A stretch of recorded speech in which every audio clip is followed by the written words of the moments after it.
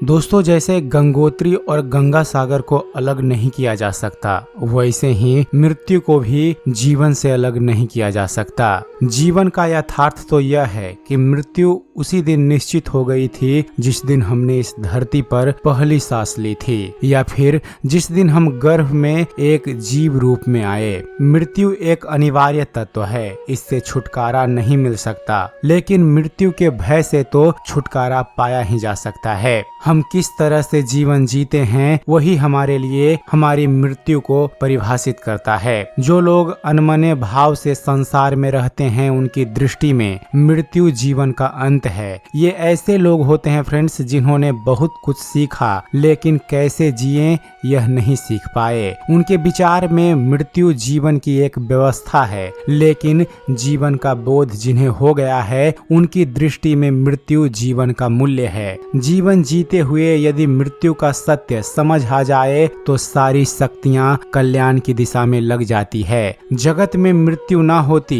तो धर्म की खोज भी नहीं होती। यही कारण है कि जैसे जैसे उम्र हाथ से फिसलती है, वैसे वैसे धर्म की चिंता शुरू हो जाती है। समय रहते जिंदगी को समझ लिया जाए तो मौत भी समझ में आ जाती है। इसी बात को ऐसे भी समझा जा सकता है कि मौत समझ में आ जाए तो जीने का सही ढंग भी हम सीख जाते हैं। जन्म के समय हम सभी कोरे कागज की भांति होते हैं, पर अंतिम सांस तक सारी कथा उस पर लिख दी जाती है। मृत्यु का सतत बोध हमें जीवन की गहराइयों में ले जाता है। अगर हम चिंतन करें तो छोटी छोटी घटनाओं से हम अपनी मृत्यु का बोध लेकर सतर्क और सजग बने रह सकते हैं। पेड़ से पीले पत्ते का टूटना हमारे लिए ऐसा ही बोध हो सकता है। ऐसे ही पानी के बुलबुले का फटना, हर शाम सूरज का ढलना, हर अर्थी का उठना, ये सब हमारे लिए जिंदगी और मौत की सच्चाई तक पहुंचने के सूत्र बन सकते हैं। लेकिन हम किसी की मृत्यु पर बड़े सहज लहजे में कह देते हैं, बेचारा चला गया, जैसे हम तो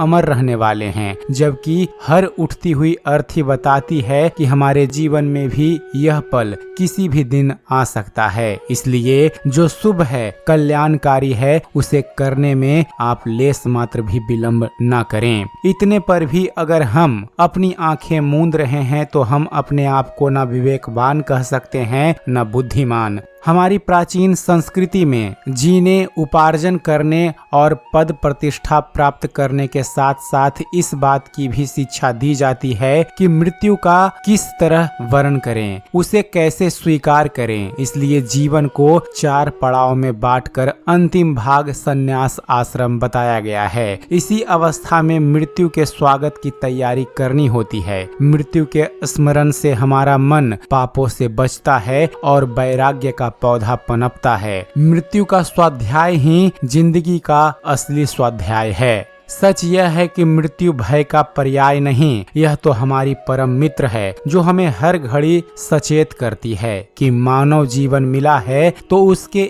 एक एक क्षण का उस साधना में उपयोग करो जो जीवन को कृतार्थ करती है। वस्तुओं की क्षणिकता, जीवन की अनित्यता और मृत्यु की अनिवार्यता का चिंतन करके हम अपने जीवन के अंतिम लक्ष्य के शाश्वत सुख को पाएं। तो उम्मीद करते हैं फ्रेंड्स, आप सभी को हमारा वीडियो पसंद आया होगा। वीडियो पसंद आया हो तो वीडियो को लाइक और शेयर करना मत भूलिएगा, और ऐसे ही ज्ञानवर्धक वीडियो देखते रहने के लिए आप हमारे इस चैनल ज्ञान मंथन को सब्सक्राइब जरूर कीजिएगा। आप हमारे इस चैनल को सब्सक्राइब कीजिए और देखते रहिए, जानते रहिए। धन्यवाद। जय हिंद।